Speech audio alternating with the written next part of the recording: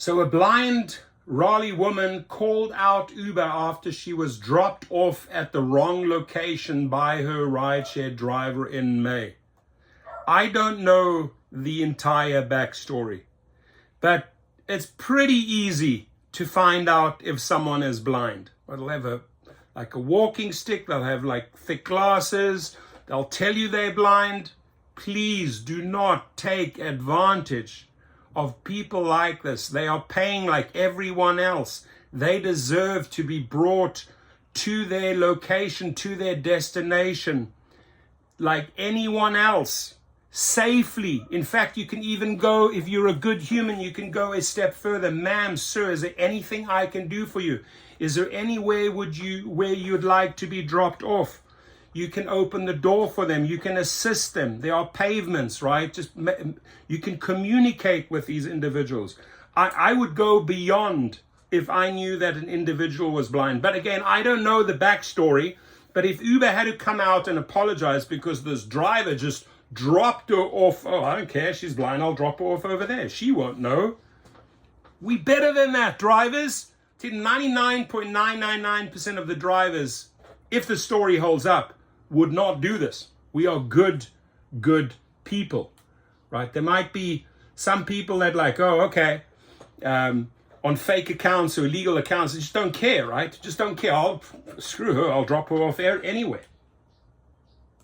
In Wake County, tonight Uber is apologizing after a blind woman was dropped off at the wrong location in Raleigh. It's a story we first brought you in May. I say, this is not the right place.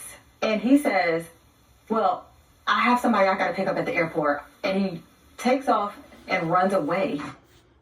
Today, she is listing her demand. So that the driver clearly knew, oh, you know what, I have someone else, I'm dropping you off here. So the driver is clearly at fault, should be kicked off the platform. If you're looking to be reactivated, don't come to Gig Rocket to try and get, I will not put the hours in protecting someone like this, right? You deserve to be off the platform.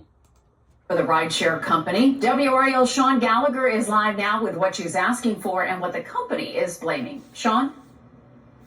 Yeah, because Camille Richardson has been blind since birth, she says ride-sharing apps like Uber are the only way that she can feel like she'll ever own a car. Well, now she's driving for change for the visually impaired, and new statements from Uber show she may be on her way.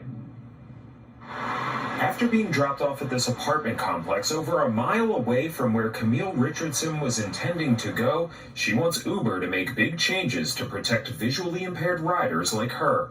How in the world could you do something like that? First and foremost, Richardson wants an apology. In the last 90 minutes, Uber did just that in this statement. The company blames a GPS error for the mix-up that they say is now fixed. But Richardson's attorney says common sense could have prevented all of this. She had a sense that she was not in the right place and questioned this driver on more than one occasion if he... Note, she takes this public. Obviously, they have to apologize, otherwise they look like idiots. So they apologize. And then what do? Because they know they are attorneying up. They're getting ready to strike. Oh, it was a GPS problem. However, as this person said, the interaction already took place between the driver and the rider. The rider, the lady, knew she was in the wrong place. They feel it. Like, no, this, you're dropping me off. This area doesn't feel familiar. Sure that this was in fact Verizon. He reassured her multiple times that she was at Verizon. And until that day, I never felt like my life was actually in danger. We were certainly concerned about it. The state's Division of Services for the Blind tells me they have been in touch with Uber. In an email obtained by WRAL, Uber says it has upgraded a number of safety features for riders with disabilities, including communication improvements after instances of location errors and drop-offs. The director of the Services for the Blind hopes this conversation will ensure something like this doesn't happen again.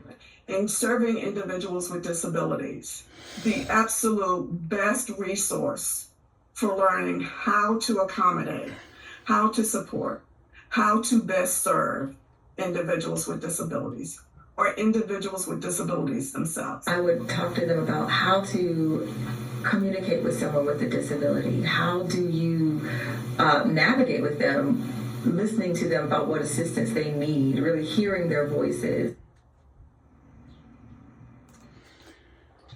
Listen to what she says, and we can truly learn from this lady. I'm 150% behind her, because I just think this is bullshit. I think it's bullshit the way Uber and the driver handle this, and this driver should be off the platform, right?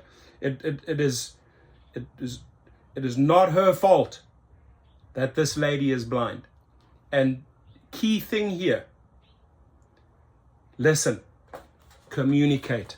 Like I said early on, before I even played this, ma'am, what can I do for you to make your life easier? You don't think that you're a rock star in her eyes. What can I do for you? Where can I drop you off? How can I make it as safe as possible for you? And you don't know what type of money she has. She might slip you a $50 note. This is the only way to get around. Ladies and gentlemen, we are better.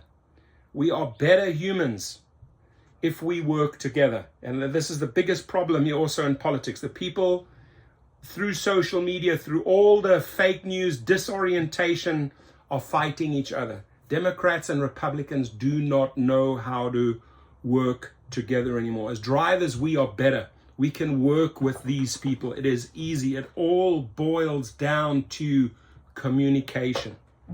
How can I help you? How can I assist you? What do you need? Is there any issue?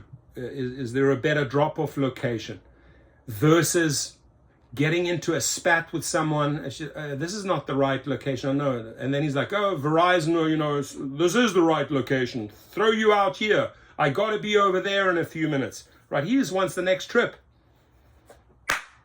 Driver, you need a good South African puss clap. That's what you need, a good puss clap. A big, good awakening, human awakening slap. So you never do this shit again. So please comment on this.